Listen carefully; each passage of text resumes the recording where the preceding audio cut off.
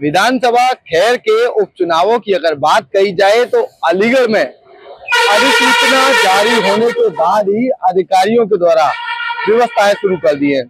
आज विधानसभा खैर में नामांकन पत्र खरीदने का दिन भी शुरू हो चुका है। 18 अक्टूबर से 25 अक्टूबर तक नामांकन पत्र खरीदे जाएंगे। 28 अक्टूबर को स्क्रूटनी होगी, यानी कि नामांकन पत्र जांचे जाएंगे। उसके बाद 30 तारीख को 30 अक्टूबर के बाद जो है नामांकन पत्र जो है वापस होने का दिन है। 30 अक्टूबर को जो लोग नामांकन पत्र दाखिल कर चुके हैं वो अपना नामांकन पत्र वापस ले सकते हैं। सुरक्षा व्यवस्था की दृष्टि की अगर बात कही जाए तो खैर विधानसभा में होने वाले उपचुनाव को लेकर उप जिलाधिकारी महिमा सिंह राजपूत के द्वारा जानकारी देते हुए बताया गया, विधानसभा खैर में होने वाले उपचुनाव की तैयारियां जोर शोर के साथ चल रही हैं। आज एक निर्दलीय प्रत्याशी के द्वारा नामांकन पत्र खरीदा गया है, जिसके बाद 25 तारीख तक नामांकन पत्र खरीदने का दिन है। लगातार आज पहला दिन होने के चलते भीड़ कम नजर आई, लेकिन सुरक्षा व्यवस्था की अगर बात कही जाए तो खैर तहसील परिसर में स्थित न्यायालय में जो नामांकन पत्र हैं वो लोगों को दिए जा रहे हैं। जो प्रत्याशी बनना चाहते हैं वो नामांकन पत्र खरीद सकते हैं, जिसकी तैयारियां जो है उप जिलाधिकारी खैर के द्वारा शुरू करते हुए बैरिकेडिंग और पुलिस व्यवस्था के कड़े इंतजाम उनके द्वारा किए गए हैं। विधानसभा खैर में उपचुनावों के अगर आंकड़ों की बात कही जाए तो यहाँ जैसा कि सूत्रों का कहना है, कांग्रेस का प्रत्याशी मैदान में नजर आएगा।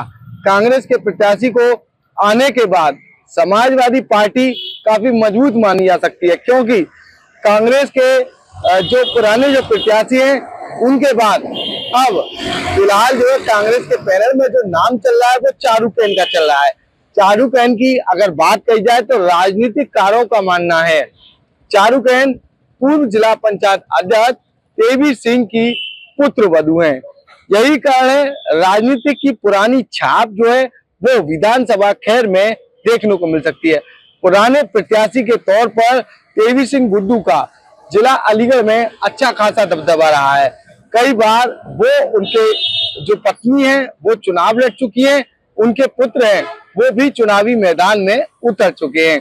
यही कारण है चारूकेन के चुनावी मैदान में उतरने के बाद सियासी गलियारों में हलचल पैदा हो सकती है। मजबूत तौर पर यह प्रत्याशी माना जा सकता है, लेकिन फिलहाल इसकी घोषणा नहीं हुई है।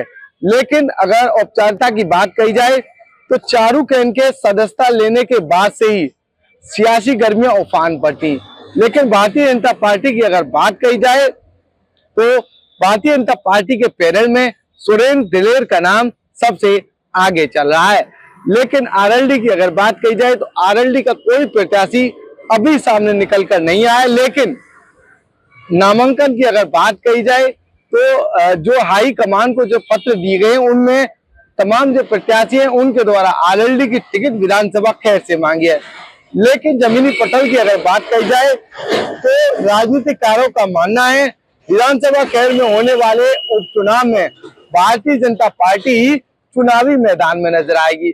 इधर समाजवादी पार्टी का प्रत्याशी चुनावी दमखम में नजर नहीं आएगा, यानी कि कांग्रेस पीडीए के बैनर तले चुनाव लड़ेगी। साथ ही भारतीय जनता पार्टी की ओर से एनडीए की तरफ से अगुवाई की जाएगी। लेकिन आजाद समाज पार्टी के जो प्रत्याशी हैं उन्होंने ताल ठोक दी है। प्रत्याशी बनाए जाने के बाद ही उनके द्वारा तैयारियां शुरू कर दी गई हैं। दमखम के साथ चुनाव लड़ने की जो पहल थी आजाद समाज पार्टी की वो शुरू हो चुकी है। आजाद समाज पार्टी के राष्ट्रीय अध्यक्ष के द्वारा लगातार कैंपिंग की जा रही है, यानी कि उनके द्वारा पहले ही अलीगढ़ में आने के दौरान विधानसभा खैर में जीत की मांग की थी। उनका कहना था यह सीट हमें हर हाल में चाहिए। लेकिन सबसे बड़ा सवाल ये उठता है, जाट लैंड कही जाने वाली, मिनी चचौली कही जाने वाली विधानसभा खैर में सीट अगर आरएलडी को नहीं जाती है तो आरएलडी के लिए एक बड़ा खतरा राजनीतिकारों के द्वारा माना जा रहा है। वजह बताई जा रही है जिस तरह से आज आरएलडी और भारतीय जनता पार्टी का गठबंधन है, कहीं ना कहीं आरएलडी यहाँ एक तरफा चुनाव जीत सकती है। लेकिन हाईकमान की अगर बात कही जाए तो हाईकमान की तरफ से भारतीय जनता पार्टी के प्रत्याशी की जो पहल है वो ज्यादा की जा रही है। यही कारण है यहाँ भारतीय जनता पार्टी की चर्चाएं तेज से नजर आ रही हैं। फिलहाल तैयारी की अगर बात की जाए तो प्रशासनिक अधिकारियों के द्वारा तैयारियां शुरू कर दी है। दमखम के साथ यहाँ पर चुनाव के लिए चुनावी रणनीति तय हो चुकी है। आखिर उपजिलाधिकारी जो खैर है महिमा सिंह राजपूत, उनके द्वारा पूरी विस्तृत जानकारी भी दी है। मतदाताओं की अगर बात कही जाए तो 4 लाख के लगभग यहाँ मतदाता मौजूद हैं और इन मतदाताओं के बीच एक प्रत्याशी तय किया जाएगा जिसे विधायक बनाया जाएगा। फिलहाल सभी राजनीतिक गलियारों में प्रत्याशी की ओर देखते हुए नजर आ रहे हैं।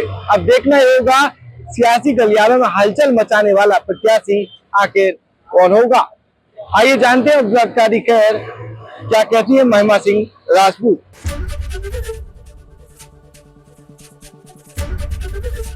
एबीपी गंगा, खबर आपकी, जुबान आपकी।